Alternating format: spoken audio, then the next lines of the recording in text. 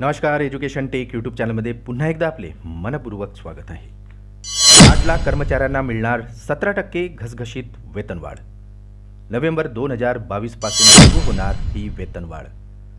निवृत्त कर्मचाऱ्यांनाही 2022 पासून मिळणार हा मोठा लाभ. तर दरमहा वैद्यकीय रजेचाही लाभ मिळणार. चला तर पाहूया ही सविस्तर बातमी. त्यापूर्वी चॅनलला नवीन असाल तर सबस्क्राईब करायला विसरू नका आणि नवनवीन अपडेट मिळविण्यासाठी बेल आयकॉनला प्रेस करायला विसरू नका. ही अत्यंत महत्त्वाची आणि आनंदाची बातमी आपल्या सहकारी मित्रांना आणि इतर कर्मचाऱ्यांना शेअर करायला विसरू नका. निवडणुकीपूर्वीच कर्मचाऱ्यांना एक मोठी आनंदाची आणि दिलासादायक बातमी समोर आली आहे.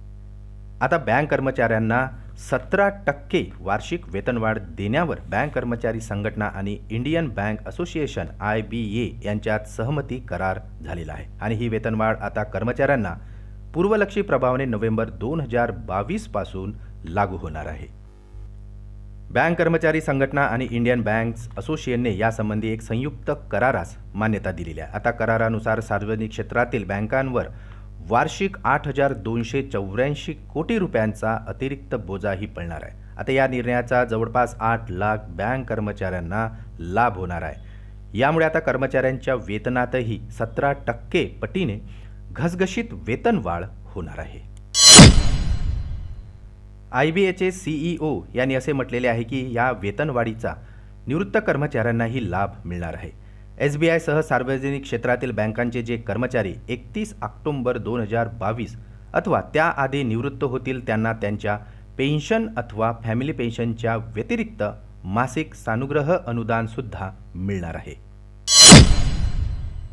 शिल्लक राहिलेल्या हक्कांच्या रजांचे आता निवृत्तीच्या वेळी अथवा कर्मचाऱ्यांच्या मृत्यूच्या वेळी रोखीकरण करता येणार आहे. म्हणजेच आता या रजांचे पैसे कर्मचारी अथवा त्यांच्या वारसास मिळणार आहेत.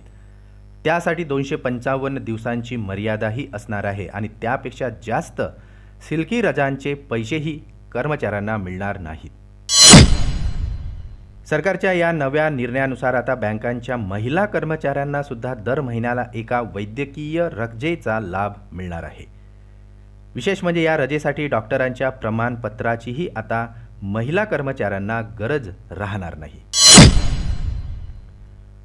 महिन्यातील सर्व शनिवारी बँकांना सुट्टी देण्यावरही आता सहमती झालेली आहे. मात्र त्याची अंमलबजावणी केंद्र सरकारच्या मंजुरीनंतरच केली जाईल असेही जाहीर करण्यात आलेले आहे.